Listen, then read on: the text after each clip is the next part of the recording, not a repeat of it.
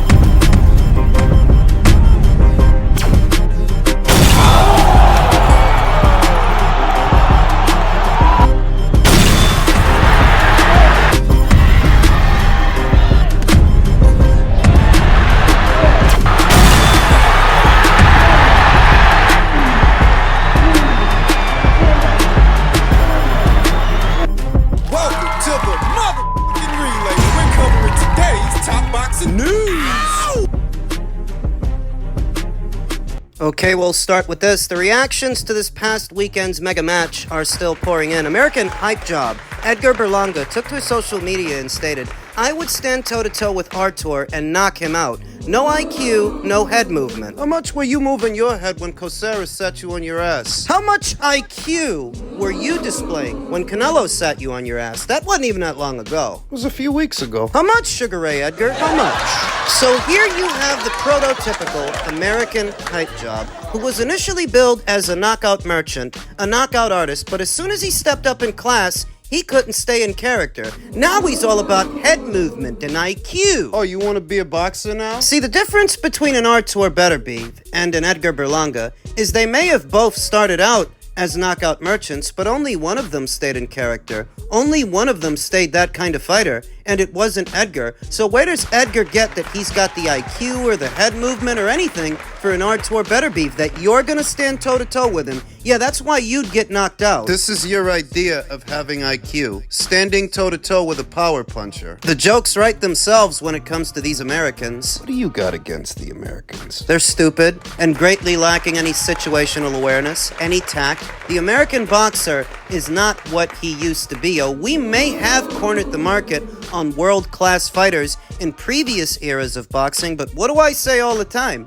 This is not your father's era of boxing. No! And if Edgar Berlanga, of all people, is so greatly lacking any situational awareness that he thinks he'd stand a chance against Artur Beterbiev when he spent 36 minutes running from a naturally smaller, older fighter. Give me a break.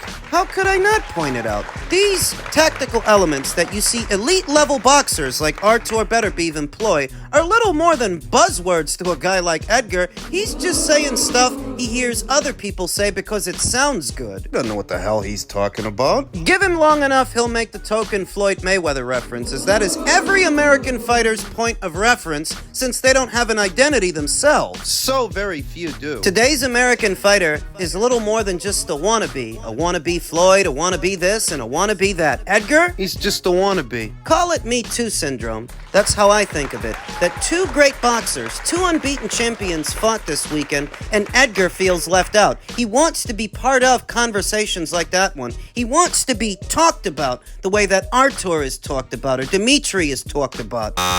I think, in a very general sense, the American boxing scene as a whole, not just the American-based boxer, but the American boxing fan, is feeling a bit of Me Too syndrome. I saw veteran boxing scribe Sean Zettel try to attach the name of David Benavidez to yesterday's mega match, the elitism that we saw. I expected better from Sean. Artur is the fighter that David pretends to be. That's the monster. Artur is the beast that guys like Sean pretend David is. Sean doubled down on his take that got him chastised, that got him lambasted yesterday, that David Benavidez would stop Artur Beterbiev. How? With a shotgun?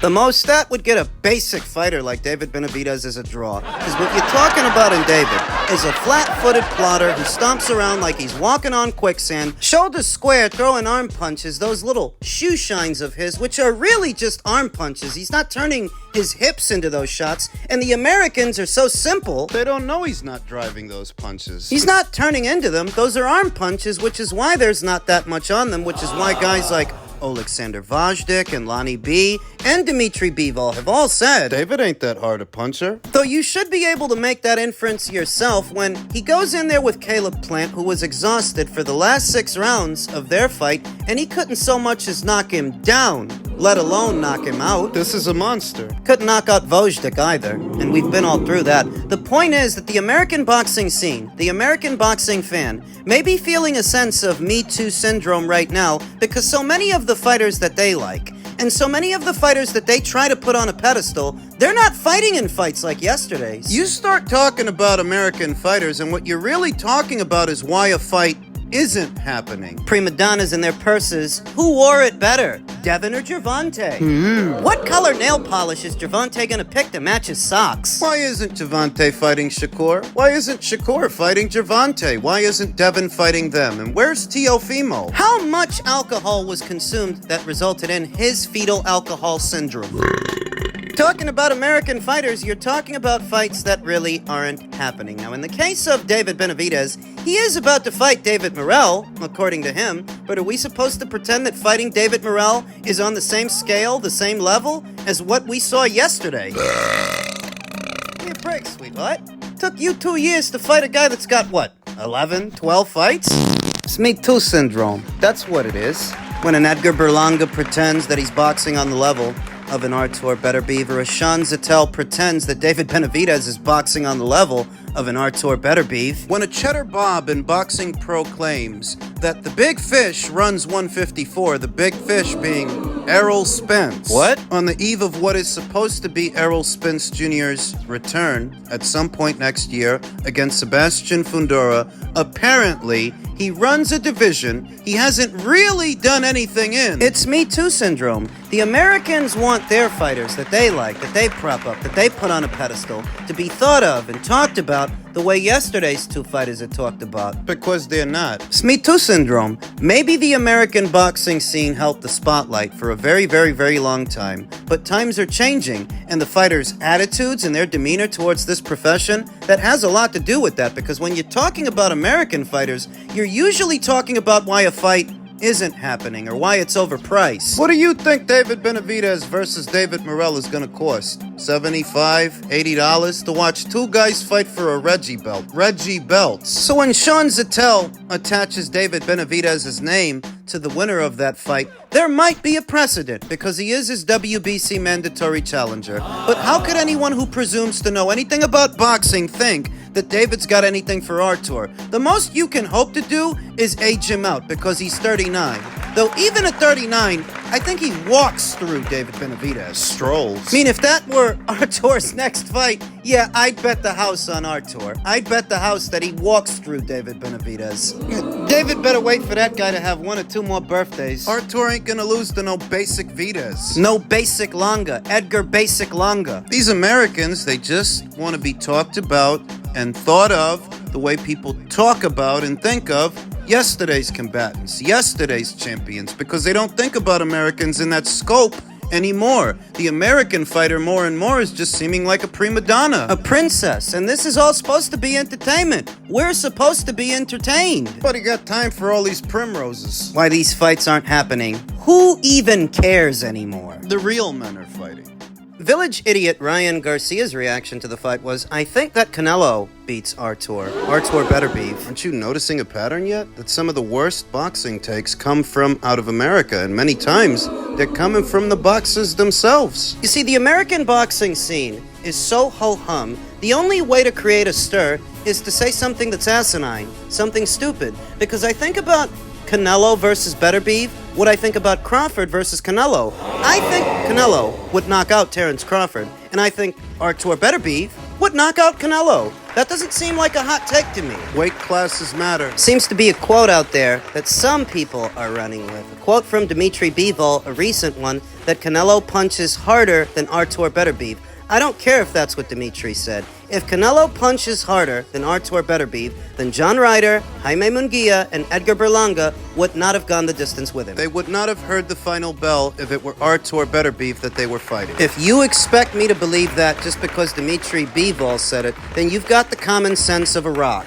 So why did Dmitry Bivol spend so much more time on his bike with Artur Beterbiev than he spent with Canelo? With Canelo, he stepped into his punches a lot more than he did with Artur Beterbiev. With Artur, for long spells, he was just moving around, trying not to get hit. Enough. Could be any number of reasons why Dmitry Bivol said what he said. Perhaps downplaying Artur Beterbiev's power because he knows he might have to fight him again, or maybe he's feeling a little bit salty that the decision didn't go his way. We'll talk about that in another video. So if you want to know what I think, and you're here, so I'll assume that you do, I don't think Canelo punches anywhere near as hard as Artur Beterbiev. These fighters in recent memory that have gone the distance with Canelo would not go the distance with Artur Beterbiev.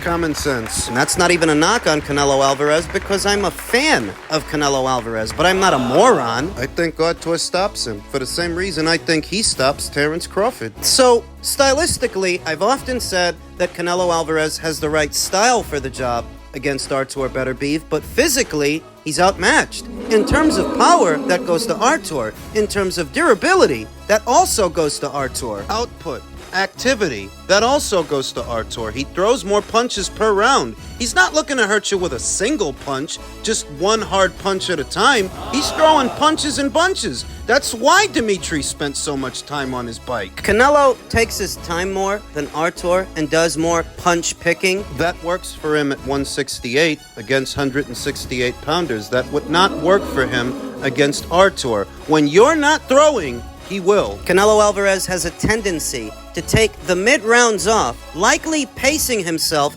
so that he still has something left to give in the latter rounds, the championship rounds. But against Artur, if you stop throwing, if you stop fighting... Forget it. Remember in the Dmitry Bivol fight, as Dmitry was stringing together combinations and backing Canelo Alvarez into the ropes, you were able to survive that with Dmitry. You wouldn't with Artur. I mean, you don't want to have your back on the ropes against Artur. And Canelo doesn't have the mobility, the legs of a Dmitry Bivol to avail him, to get him out of trouble. Sorry, but he doesn't. It's not a knock on Canelo Alvarez to say that that's perhaps one mountain that's too high to climb because he's only human. So this is the part where the nationalists get all upset and the fanboys get in their tits. Yeah, I don't care about any of that shit. Did you forget whose channel you're on? If you want my opinion, not yours. Nobody cares about yours because they know you're a fanboy. If you want my opinion, and you're the one who came here, so I'll assume that you do, I think Canelo gets knocked out. I think he gets stopped.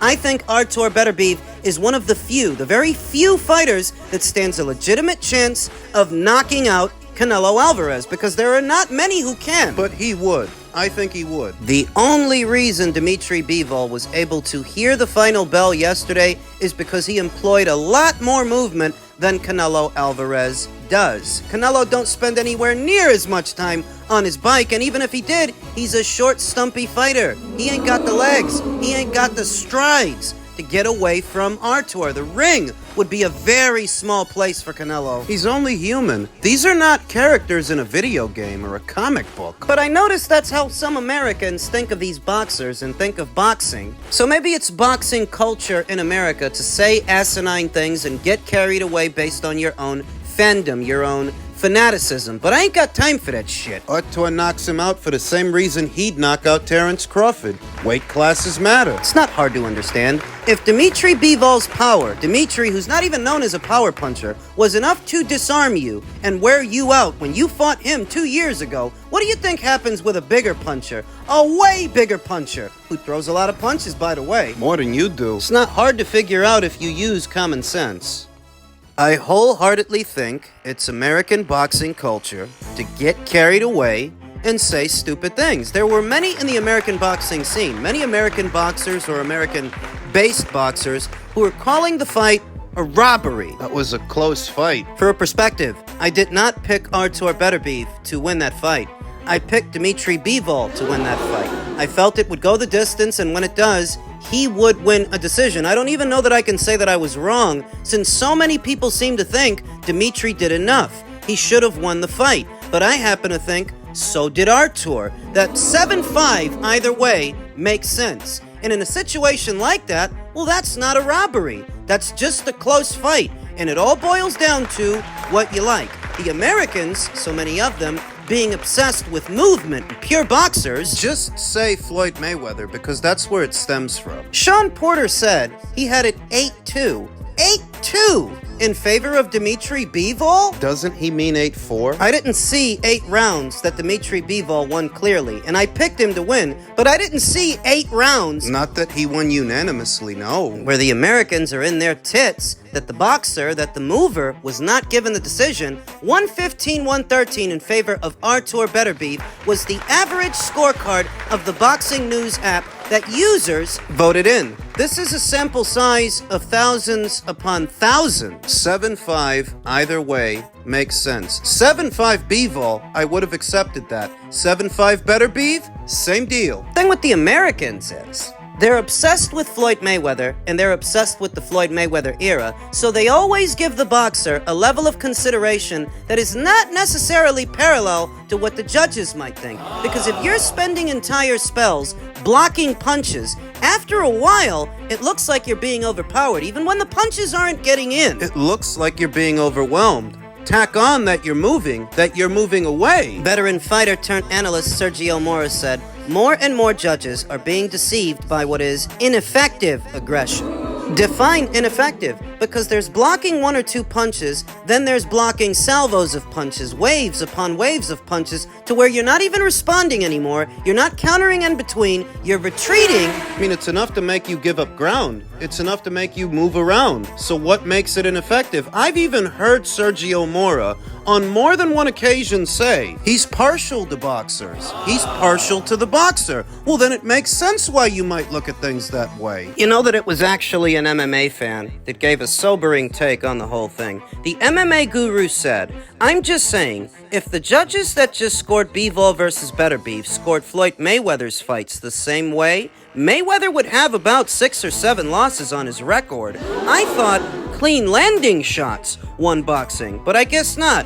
Just spam shots at the guard. How is that a sobering take? These people are scoring these fights as if it's Floyd Mayweather in the ring, as if it's Floyd in there moving lateral and blocking all those punches. That's not Floyd. Floyd's retired, and frankly, Floyd got a level of consideration from the judges that most fighters are not going to get because most fighters are not cash cows. Artur and Dimitri fought on neutral terrain. Even terrain. You could have given that fight to Dimitri for several reasons, one of which is he did in fact land more punches. They just weren't having the effect on Artur that Artur's punches were having on him. And it's not a good idea to just spend long spells absorbing shots, even if it's on the arms and gloves, because it still looks a certain way to the judges. It looks like you're getting outworked and you're hanging on by a thread. My take on the whole thing. The boxer doesn't always get consideration, because not every boxer, not every mover, not every jabber is Floyd Mayweather. But you guys are scoring these fights like he's the one in there. He's not. I picked Dimitri Bivol to win a points decision. I would have loved to have been right about this, but the way I saw the fight, it could have went either way. So they swung it Artur's way, because he was more consistent. He stayed in character. It wasn't a robbery.